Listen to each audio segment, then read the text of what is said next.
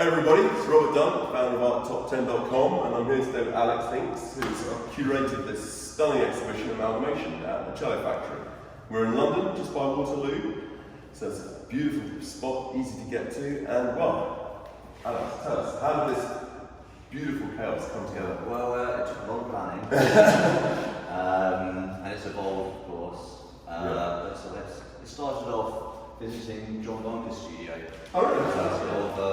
Sort of previous artists in final structure said, you've got to meet this person. So I went along, we had a chat. So it turns out that he knows the gallery space very well. And a few days earlier, he was actually just a private review with my parents. Oh, wow. So he's already connected to the family. Amazing sort of collage pieces. Yeah. So then I was starting thinking about sort of a mixed media exhibition. Okay. And then also the Cello Factory and also my creation. I'm an abstract painter. Yeah. And so I've never had a figurative sort of element to my shows. It depends how broadly you would describe figurative. And also sort of Tom Hemming. There's these amazing sort of there's an abstract element to them with this multi perspectives, but he's definitely a figurative painter, a proper painter. Yeah, that's good. Yeah. So in a way, the amalgamation thing is allowing you to seep out into these slightly more figurative. Exactly. Yeah. So that's really interesting. So that's where it all started. That's where it all started. Right. Well, shall we go around and have a look at each adventure? Nice one. Yeah, Alex. So. Number one, tell us about this cracking artist. So yeah, it's a stunning piece by Surfer, Persian and Mogisi. Very nice, and, cool. I discovered her works in the summer exhibition last year. Okay, cool. So it was actually on the BBC, so I teamed up with a presenter. Okay, and nice. So we had to go around to pick pieces that we thought would get in. Okay. And cool. The presenter was very competitive, and I am too. So yeah. we had to go see what we could do. So we actually ended up losing, but still. Oh really? Yes. But we were up against tough competition. Yeah. I sort of saw this work then, and it catches your eye. It's absolutely stunning.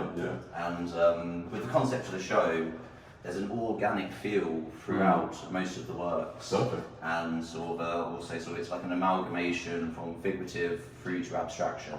Okay. And so it's such a varied group of artists, but there is connections throughout every single piece. Yeah. And so when I was writing up the statement, I was considering it as kind of like a history of art. Okay. So people originally would paint figuratively, and then it would turn into still life. Then went on to abstracts, and then upstairs we got a very technological piece. Which I absolutely love the idea that this is like a little mini history of art evolving in front of our eyes. Yeah, that's so cool. So this is one of the more highly evolved sections. Yeah. But also very natural. So very natural, yeah. And it's next to Juliet's. And I've known Juliet for many years, and she's a stunning piece. And this is also a collage piece, and mixed media is a really important element of this show. And collage, different forms and subjects. I made for the poster of the show. I made an amalgamation of this piece and my own piece at the end there. I can see that now. And so the thing is that she would have got really angry with me if I had turned her piece pink. So I turned my piece monochrome. It looked good monochrome. Then here another monochrome piece next to it by Alison Goodyear. And she has an amazing practice where she's been using virtual reality painting, and actually painting in virtual 3D. And this is an earlier work. And there's another one down here too. And throughout the exhibition, we'll learn more and more about her exciting practice. Yeah, okay. I'm looking forward to hearing it. This one. Is that actually? I can't quite work it out. Is that drawn or painted? It is. It's painted. And again, like Juliet, it's a natural landscapey scene, but very abstract, and also such high-end production of the piece. It's absolutely beautiful. Those bits of wood, man. So in Transcendence exhibition a few years ago, he was here again then. And he had a much harder piece to install. Even this is pretty tricky. But lucky I got him to do it though. Yeah. It's actually a really nice piece. I love those little bits of wood, the way they're put together. Yeah, it's a beautiful thing. And they've got colours and all sorts of Always elements appreciate to sort them. of the sort of artisan objects. Yeah, no, exactly. Oh, I'm totally fascinated by that. And so here, another one of Alison's. One of the licenses. And then here, we've got some quite exciting pieces by Alison. So, yeah, so these are the. So they're printed silk of her virtual reality pieces. Oh, nice one. Do you want to demo the interaction? We have these UV torch on luminous paint. And so it's wonderful to have the actual viewer sort of interacting with the piece. And I'm sure sort of throughout the show, many people will get a lot out of this piece. I will do, actually. No, it's really good. It's always interesting to find extra ways to engage people with the pieces, isn't it? And that one is which fun. doesn't usually happen. No, it doesn't. It doesn't actually. No, they're really cool. And they're all on silk, aren't they? They're all on silk, reworked. Yeah. So it's interesting, sort of the idea of, I go with the surface piece too, sort of the idea of mixed media, but also, I think that all of us are painters at heart. Yeah.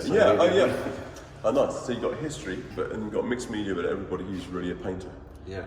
It's quite cool how that interacts. That's nice, that. Nice. And actually, I hadn't realised it leads on very neatly. Yeah, there's a wonderful connection between these. Yeah. You can imagine that they could be in the same art. Yeah. Apart. Yeah. Oh, yeah.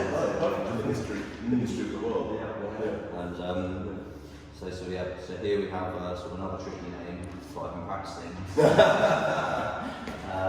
So this is Anna Lightjoy. Okay. Very good. And she makes these amazing sort of steel structures, very high-end production again.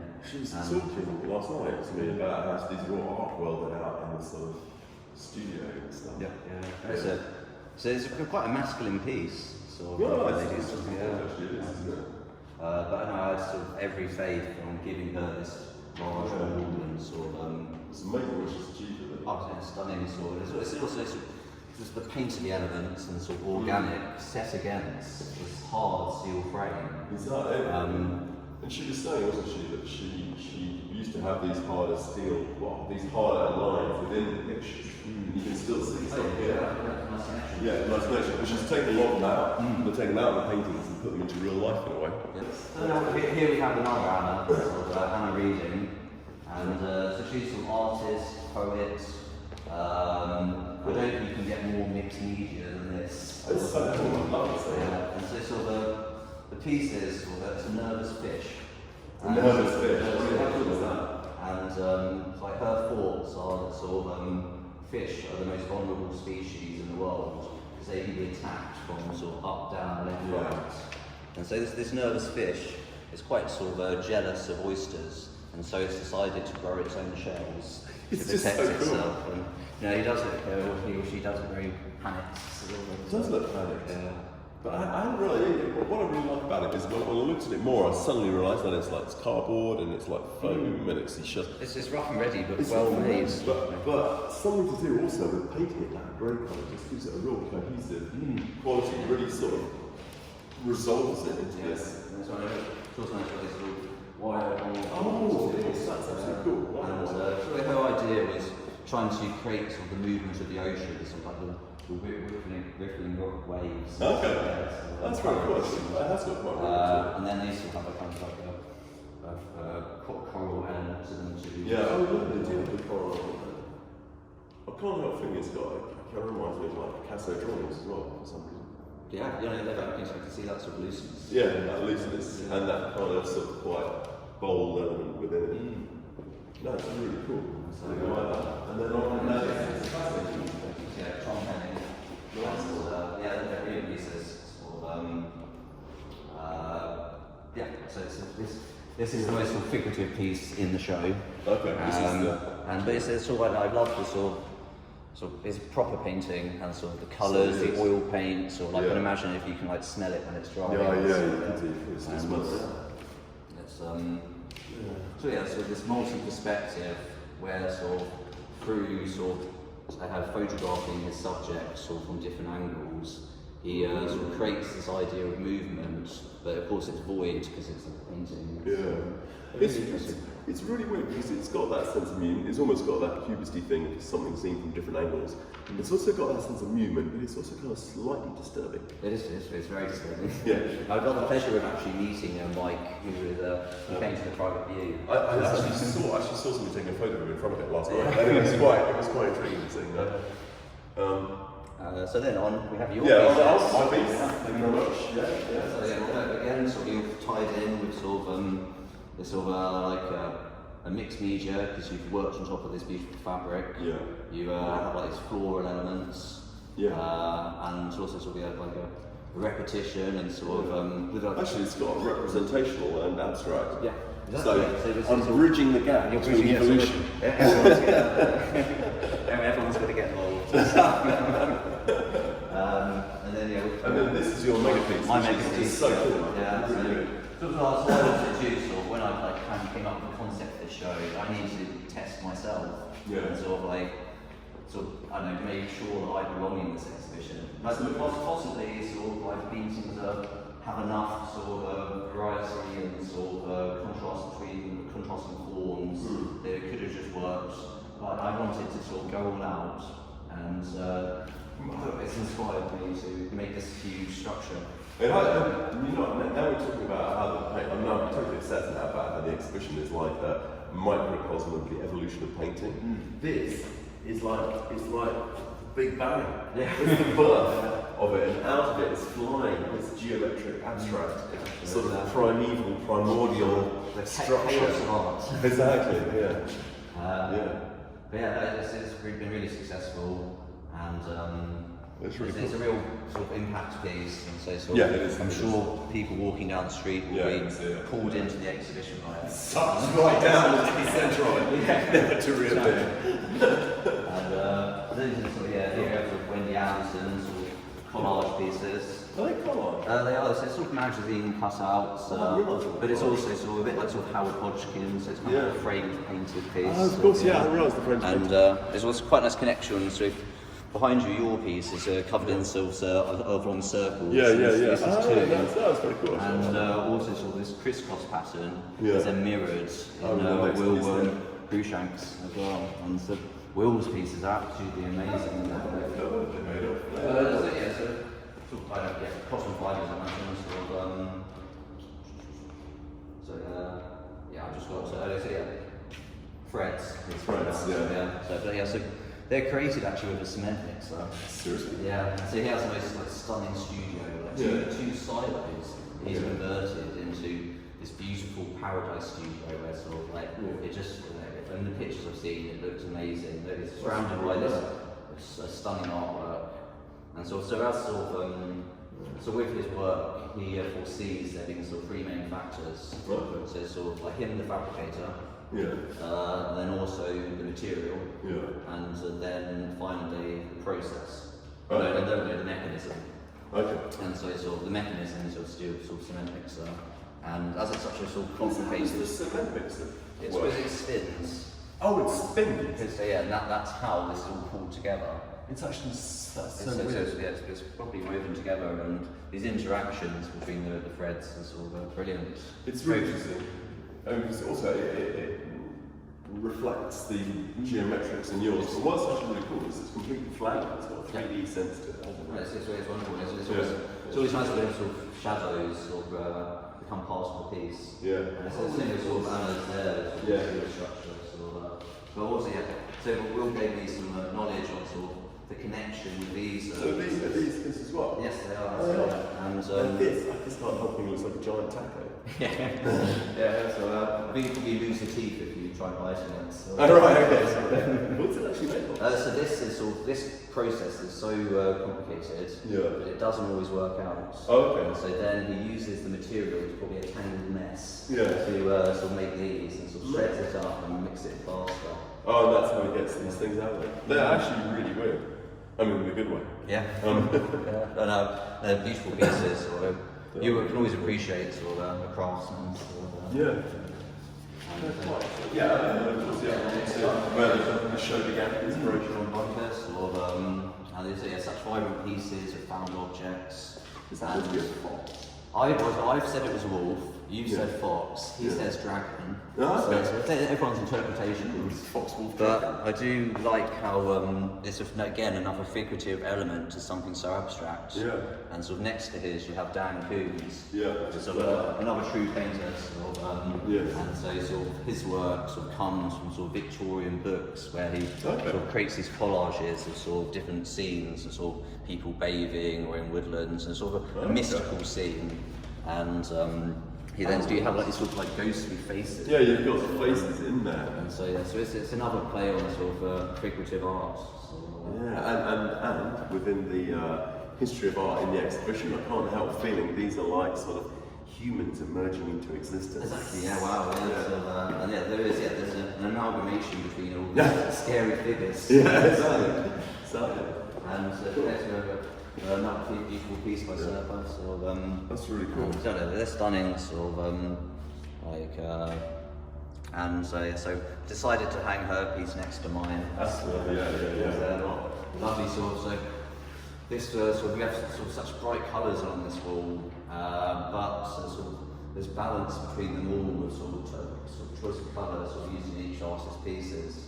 And so sort of like the purple links to sort of the purple very nice, and the gold into the orange. And, And so there's some lovely connections in the exhibition. I love it. I love you've got the humans shoving into existence, and then you've got like these little like beginning of sort of humanity or something with these little birds, insects. And then you've got the Big Bang. Exactly, and then you've got the Big Bang again. You've got this kind of amorphous experience of. And so creation. this is sort of a very recent piece by me, and sort of I love how it's all merged together. Sort of, and previously I sort of build up very apparent layers in my paintings, and this here is an explosion of force. No, it's really cool.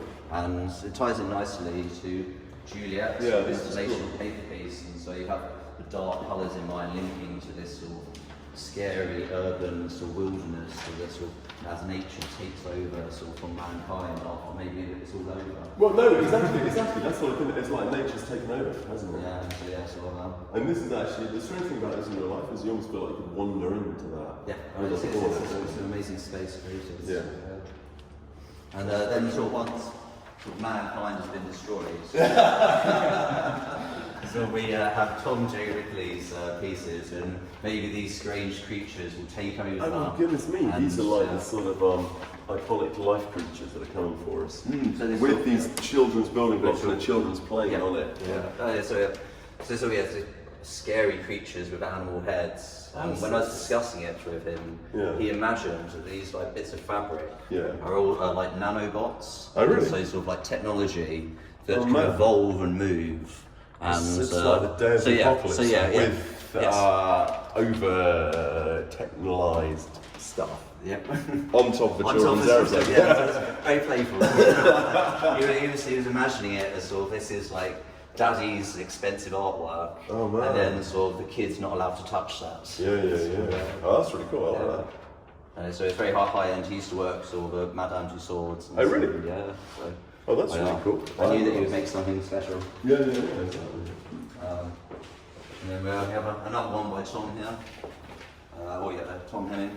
And so this is his partner Lucy. Oh right. And it's another. So I love this sort of the browns and sort of such organic paint. And but I don't know whether he's added some medium. It has like a bit of a gloss to it. Yeah, it's really nice. So he's got a really nice use of those greens.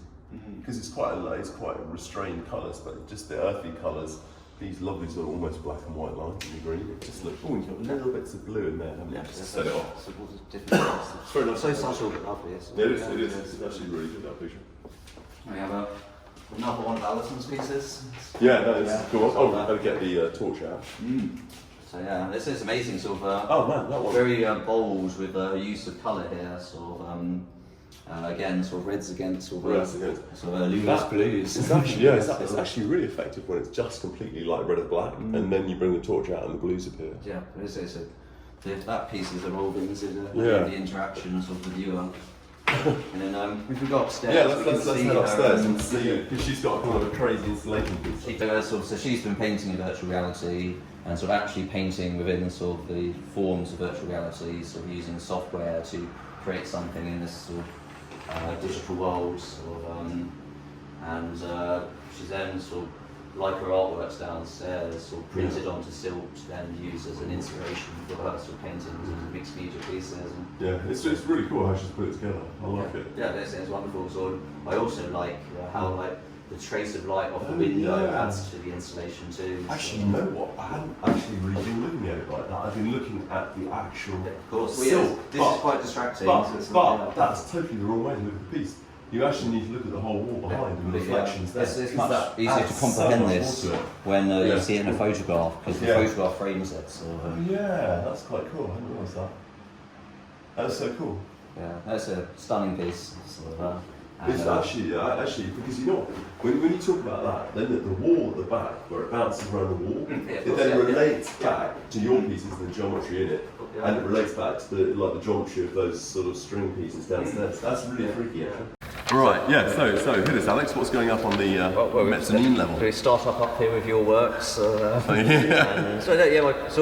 the mezzanine is always a tricky place because I know like artists can be quite temperamental, and you don't want to offend anyone. Artists, they're not temperamental, aren't they? They're a bundle of joy and flowers. So it's always tricky sort of when choosing which works to go up here. Yeah. And I decided to ask sort of the majority of the artists whether they did have a small piece. Okay. Which has then resulted in some quite sort of varied things being given to me and sort of added some unexpected elements to the shows. That's really interesting. Actually, I mean, I absolutely adore small paintings. I particularly like small abstract paintings because I think there's strange things that people don't often look at. The beauty of this space up here is you get quite an intimate experience with each of these, which is rare. Yeah. So I think it's really cool, this spot. I love it up here. So what I sort of envisioned was, so I hung like the centre part here first, and sort of saw that as like a centre point, and had like a small piece in the middle with sort of two surface pieces, so a small piece by Will in the middle of two surface pieces, and that created a flow, which I then thought sort of what could I sort of use, and the way that I should hang this piece is creating this flow of amalgamation between all the different elements in the show. And so here it's very green, organic, figurative pieces. So this is the centre section. Centre section, yeah. So it's nice to have it. Sort of. There's also always whenever you're up in the mezzanine, so there's these connections sort of with the ground floor below. So sort of, but Will's woven piece here, and this is a print. Oh, I hadn't realised that is his woven piece. And how is this one made? It's printed, but sort of, I'll have a quick look. So. It's quite an extraordinary piece actually, because I can't quite work out. Maybe it is actually printed with different pieces of wood printed back and forth across. But it's must be the case. Yeah, you can see sort of when printing, you always have that texture. So sort of the impressions, and sort of either side. We've got sort of two more beautiful sort of surface pieces. Very nice as well actually, because this one's got quite a dry feeling to it, dry texture. And these have got the beautiful glossy slick. So that's lovely, contrasting those two things as well. Cool. Roll on down here. Yeah. See, it keeps going.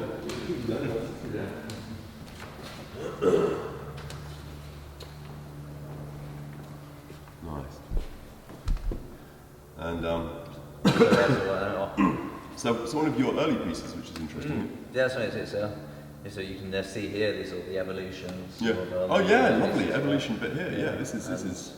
Also relationships too, sort of this crisscross, like sort of, I only decided to exhibit this piece after seeing Wendy's. Okay, really? So I thought it'd be nice to have that connection. I wanted to have one piece up here, but sort of, so it wasn't hard talking the creator into accepting it. Sort of. And I always like on hers, you've got this, you got the white painted over the either dark grey or black, but then you can see through the paint. It's nice. You've got nice textural. It's beautiful things. So so there's floral elements too with like blossom. I noticed them. They're really funky. It's lovely. That's really cool. Another one. Lovely piece. This is that. I love the hint of colour in here too. Sort of, it's such monochrome, but sort of, The interesting thing about these, which are, as we said, sort of what you call fidget or something, they're sort of part physical, part digital. I can't have a feeling there's digital. That's it. I can't have a feeling there's something like a scorpion. Yeah, I can see that. Some of them, they seem to be. It's once again, it's like coming out of the primeval chaos. You've somehow got reality appearing. Yeah, I like it. And then on down here towards the last. I've got four. the last bonanza. We've got 4, including the one lurking down here. Sorry. Yes, on to the last bonanza bit down here. These are, so these two are the same as the guy downstairs. The same as, yeah, so these are sort of John Bunker's. Nice. Sort of, originally, sort of all of his pieces were framed, but sort of once it was hung downstairs, I felt that sort of the frame sort of wasn't really working, and sort of the interaction with the surrounding pieces would be much better if they unframed it. It actually works really well unframed. So he much prefers his pieces unframed, so yeah, they look really good unframed actually. And in the middle we have who's that? sort of Anna Tractador again.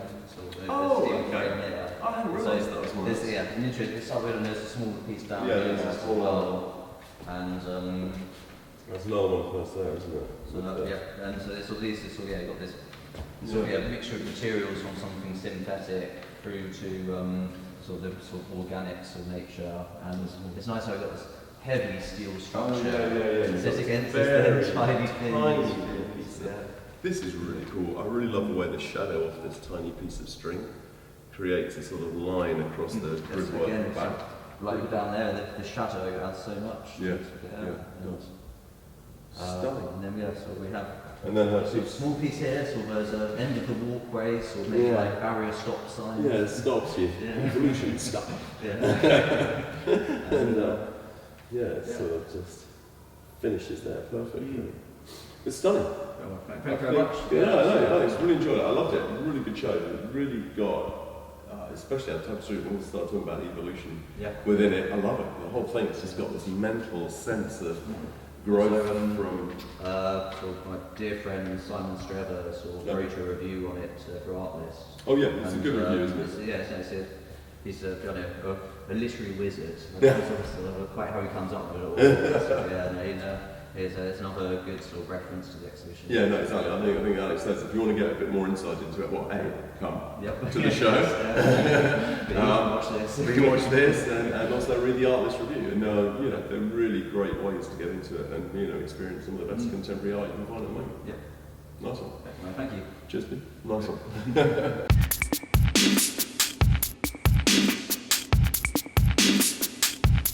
Bombuckler.